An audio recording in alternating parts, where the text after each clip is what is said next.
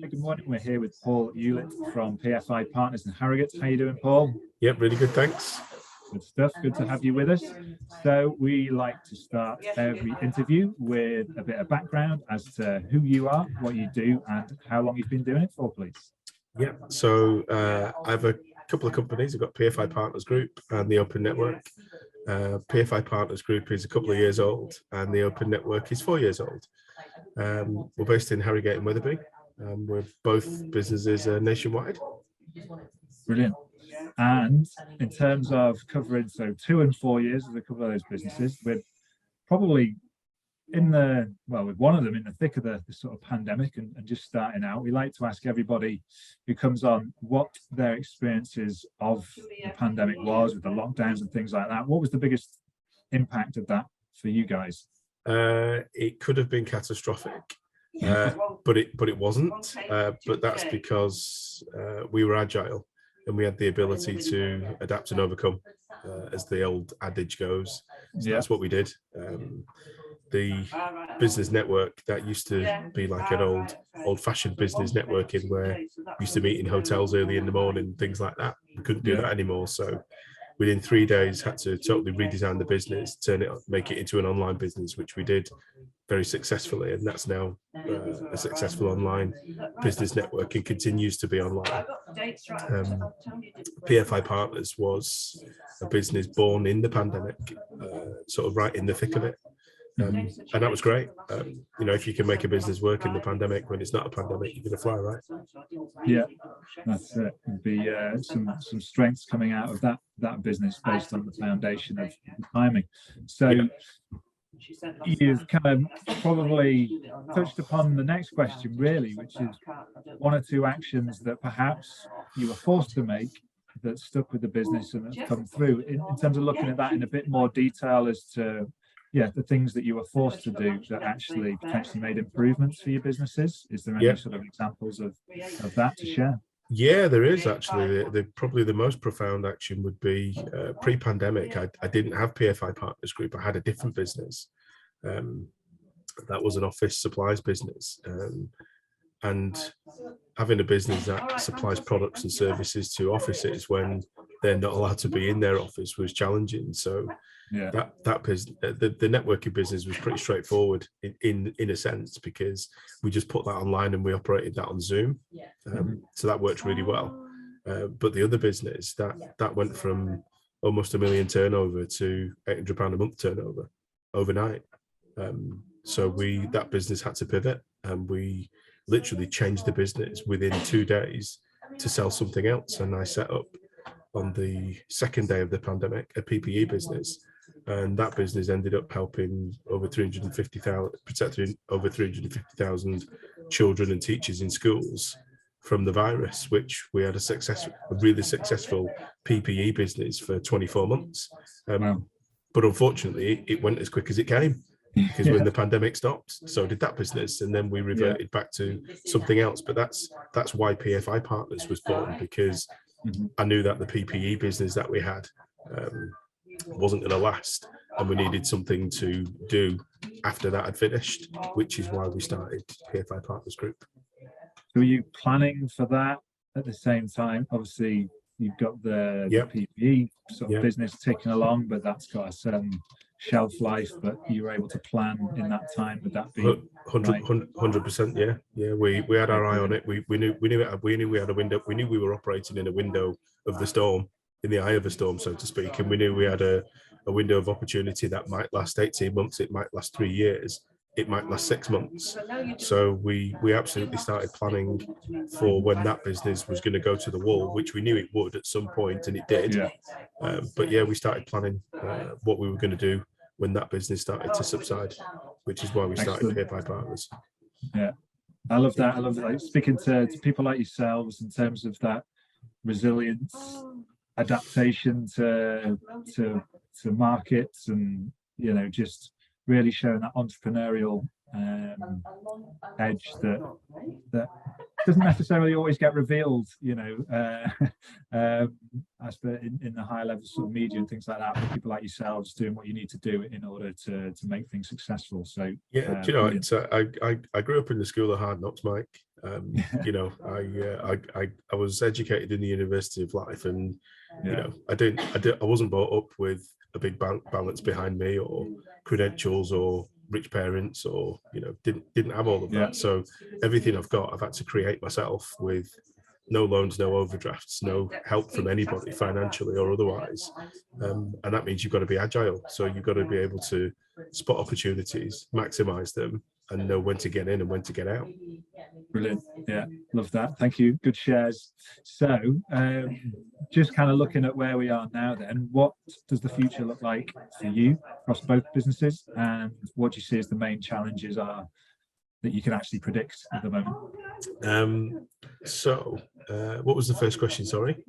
So what does the future look like for you guys now? Okay, so the future for the network, we want to expand the network now. So we've had quite a good platform now online for 3 years. That's how long it's been. Well, in a couple of months it'll be 3 years, right? Mm-hmm. So we want to acquire and merge with some other companies to grow the network. So that's something that we're exploring at the moment. So that's in progress. So that's quite exciting. PFI Partners Group is developing all the time. So the business landscape's ever changing now, isn't it? It's akin to the worldwide environment. You know, if you look at the polar ice caps, they're melting at a rapid rate of knots. But the business landscape is also changing at a rapid rate of knots. People are working in different ways, doing different things. People are acquiring products in different ways. People are engaging with their suppliers and their clients in different ways, and we've got to be the same. So we're at the same time as trying to operate the business in the same way that we did before. We're also talking to our target markets and saying and asking them, what are you doing to be growing your business, which is kind of giving us a steer on what we need to be doing to make sure that we can grow ours in line with how they're going to be growing theirs. So yeah, it's all pedals turning at the moment. So we're a franchise business, so we sell franchises. So we're we want to take on 4 more franchises this year. We've already got 7, with an 8th coming on board in a couple of months. So we want to finish off this year with 12, and that'll give us a really good platform to make sure that we can make sure for the next 12 to 18 months, at the end of 2023, that'll take us up to mid 2025, that we can support the franchises that we've got and make sure that we actually get them performing at the right level before we start adding just selling more franchises and selling more franchises. Because in the franchise world, I've seen that happen too many times before as well. The franchisor sells 1 million franchises and they come and go like anything. I don't really want. We're a franchisor, and I don't want to have a franchise like that. I want all of our franchisees to be successful. So we need to make sure that we can support them, which means we don't want to grow too fast. Which we haven't done that in the previous 24 months. We've kind of grown at quite a steady pace. And we've had to implement background processes and put things in place to support the franchisees and the introducers that we have, to make sure that they don't fall out of love with us, because we don't want to do all the work to bring them to the party and then have them wandering off because we don't love them anymore. Getting those systems in place, a fundamental part of them. 100%. In an environment where you've got to be agile and you've got to move and pivot all the time, you have to have systems in place. If you don't have systems, you just end up chasing your tail. Definitely. Good words of advice there. So in terms of that growth, and is that a challenge then, or are there any sort of other challenges, headwinds that you're kind of looking at and seeing what you've got to navigate? It's always a challenge. Growth is a challenge, 100%. It's you can't sit on your laurels. Just because we've got some people that are paid and bought franchises doesn't mean to say that they're going to produce any work. So we've got to consistently keep educating them, keep making sure that we're aware of what the market's doing. We've got to keep an eye on what the customers need. We've got to look at what's happening in the worldwide economy. Do people can they afford what we sell? Do they need what we sell? Do they want it? And if they do, how do we approach them? So, it's all about marketing and placement, time, benefits. Do our franchisees and introducers see the benefit of what we do, and do their clients? So we've got to continually educate ourselves and make sure what we're offering is what the clients want. So yeah, it's a challenge. It's a challenge, but it's something that we're aware of, and we haven't got it quite right yet. I don't think we ever will. But the Japanese have a word called Kaizen, continual improvement and excellence. So as long as we're mindful that we've got to continually improve and we've always got to be excellent, I think we're halfway there. Definitely. I think it resonates. Life, whether it's business or anything else you may be doing, the actual fundamentals of it are that it's a constant challenge. And once you think you've got one thing worked out, there'll be something else to for you to work out. Listen, that in business there is always curveballs. I'm sure some of the biggest companies on the planet still have issues. They're just big enough that the issues, as long as they're not as big as the business, are not that big an issue. But we're only a small business, so little issues are big issues. So you got to address them all the time. But you can't bury your head in the sand with issues, and you can't focus on them too much. As long as the benefits outweigh the issues and the issues are being worked on, then that's as good as it's going to get, isn't it? That's it. It comes down to culture, I suppose, as well, in that organization, to be able to raise your hand, deal with them, and solve them, move on to the next one. So. In a really odd way, issues and problems are actually, I kind of view them as a benefit, really. Sometimes, because I've never had a business that doesn't have issues and problems, so I've always had to deal with them. But with every problem comes an opportunity. But I think a lot of people in business don't look at it like that. They look at problems as disaster, and they focus on the problem and not on the resolution or the benefit after the problem's been fixed. Whereas I kind of do the opposite way. I look at a problem and I'm like, okay, this is a problem now, but if I fix this problem now and I can fast forward my mindset to where could that problem occur in the future again, I can either stop the problem happening, or I can interject and get a better outcome from that problem in the future as well, as long as I recognize what the problem is now. That's part of growth. Brilliant. Yeah, of course it is. Excellent. So moving on to yourself, and again, it leads nicely from what you've just been saying, this question about what your biggest lesson, something that you've learned in business is that you could share. If there's one that you could pick out that kind of stands out as a major one for you.